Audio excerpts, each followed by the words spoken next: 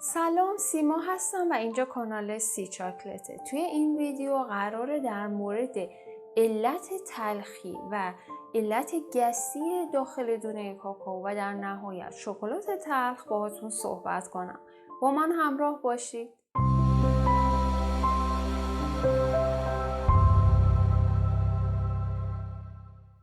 خب اول بریم سراغ تلخی شکلات. در واقع پلیفنول ها مخصوصاً فلاونول ها که شامل کاچین ها و اپیکاچین ها هست عامل اصلی طعم تلخ دونه کاکائو و شکلات هست که در مورد این مواد من توی یک ویدیو جداگانه کامل براتون صحبت کردم. لینکش رو داخل دسکریپشن میذارم که جزئیات رو اگر خواستین توی اون ویدیو تماشا کنید. از جمله ترکیبات دیگه‌ای که باعث تلخی شکلات میشه آلکالوئیدها هست مثل تئوبرومین و کافئین. تئوبرومین ها در واقع ساخته شبیه به کافئین دارن و باعث ایجاد طعم تلخ داخل کاکائو میشه. کافئین ها نسبت به تئوبرومین ها میزانشون کم هست، اما همون مقدار کمی هم که وجود دارن یک بخشی از طعم تلخی داخل کاکائو رو باعث میشن. یک سری از آمینو اسیدها و یک سری از پپتیدها هم باعث ایجاد طعم تلخ داخل دونه کاکائو میشن. یکی دیگه از موادی که باعث ایجاد طعم تلخ میشه پیرازین ها هست که توی ویدیوی قبل گفتم که طی فرآیند روستینگ طی واکنش میلارد تشکیل میشن. در واقع یه سری ترکیبات نیتروژن دار هستن که علاوه بر این که باعث ایجاد طعم تلخ میشن یه عطر آجیلی هم به دونه کاکائو اضافه میکنن. عواملی که بر میزان تلخی دونه کاکائو تاثیر میذاره چیا هستن؟ میشه به ژنتیک و اوریجین دونه کاکائو اشاره کرد که دونه های کاکائو با خاستگاه های مختلف میزان تلخیاشون متفاوت هست. از جمله عوامل دیگه تخمیر هست. اگر تخمیر مناسب انجام بشه روی دونه های کاکائو میزان تلخی کاهش پیدا میکنه، چون ترکیبات پلیفنولی بزرگتر به ترکیبات کوچکتر شکسته میشن و همین باعث کاهش تلخی میشه. عامل دیگه‌ای که مؤثر هستن میزان تلخی رست کردن هست. هرچی میزان رست کردن بیشتر باشه تلخی هم بیشتر میشه.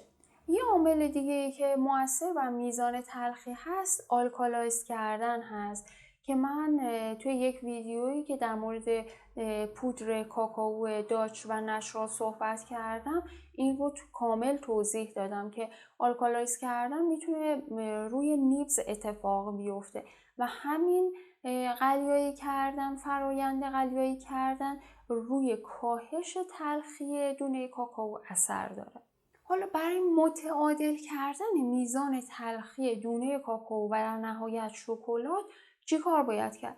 مهمترین مرحله کنچینگ هست، چون یک فرایند هم زدن مداوم همراه با حرارت هست که به کاهش تلخی شکلات کمک میکنه. یک کار دیگه که میشه انجام داد ترکیباتی هست که داخل شکلات اضافه میکنیم مثل شکر، شیر خشک، وانیل و افزودنی های دیگه که باعث کاهش تلخی شکلات میشه. یه نکته‌ای که در مورد تلخی دونه کاکائو یا شکلات باید بهتون بگم و باید در نظر بگیرید این هستش که تلخی دونه کاکائو در واقع یکی از مشخصه‌های اصلیش هست و نباید کامل از بین بره. در واقع طی فرآیندهای مختلفی که میخوایم شکلات رو بسازیم تنها کاری که باید انجام بشه باید این میزان تلخی متعادل بشه، نه اینکه از بین بره. خب حالا در مورد علت گسی طعم دونه کاکائو و شکلات با هم صحبت کنیم. عامل اصلی در واقع تانن‌ها هستن مثل پروآنتوسیانیدین ها. در واقع پروآنتوسیانیدین ها این ترکیباتی با وزن مولکولی بالا هستن که از واحدهای کوچکتری مثل کاچین و اپیکاچین تشکیل شدن. حالا پروآنتوسیانیدین هایی که داخل کاکائو وجود داره با پروتئین های بزاقی ترکیب میشه و نتیجهش ایجاد یه سری ترکیبات نامحلول میشه که روی سطح زبان رسوب میکنن و همین باعث ایجاد حالت گسی روی زبان میشه. کاچین ها و اپیکاچین ها هم در واقع میتونن باعث ایجاد اون حالت گس داخل شکلات بشن. در واقع اینها فلاونول های مونومری هستن که توی غلظت بالا میتونن اون حالت گس رو به دونه کاکائو و یا شکلات بدن. اما در هر صورت میزان گسی که ایجاد میکنن نسبت به پروآنتوسیانیدین ها خیلی کمتر هست. عوامل تاثیرگذار روی گسی طعم کاکائو چی هستش؟ یکیش برمیگرده به گونه و نوع اوریجین دونه های کاکائویی که استفاده میشه. در واقع آنتوسیانیدین هایی که داخل دونه های مختلف وجود داره سطحش با هم متفاوت هست. تخمیر یک فرایندی هست که میزان گسی رو میتونه کاهش بده. چرا؟ چون توی فرایند تخمیر پروآنتوسیانیدین ها پلیمریزه میشن، به ترکیبات کوچکتری تبدیل میشن و در نهایت گسی رو کمتر میکنن. مرحله دیگه که روی میزان گسی کاکائو تاثیر داره مرحله روستینگ هست.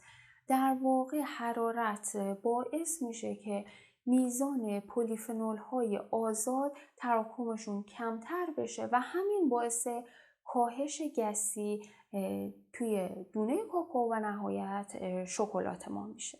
مرحله کنچینگ هم میتونه روی گسی تاثیر بذاره، چون همونطور که گفتم یک مرحله هم زدن مداوم همراه با حرارت هست که طی فرایند کنچینگ در واقع ترکیبات اسیدی توی شکلات ما کاهش پیدا میکنه و در نهایت میزان گسی هم کمتر میشه.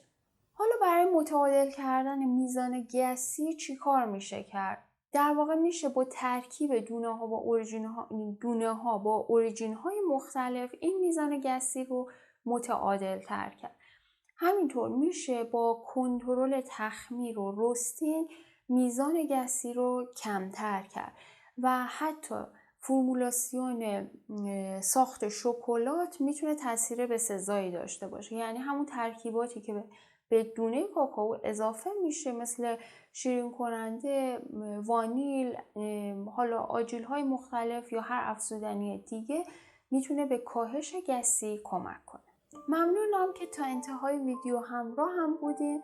اگر ویدیو رو دوست داشتین با لایک کردنتون از کانال من حمایت کنید.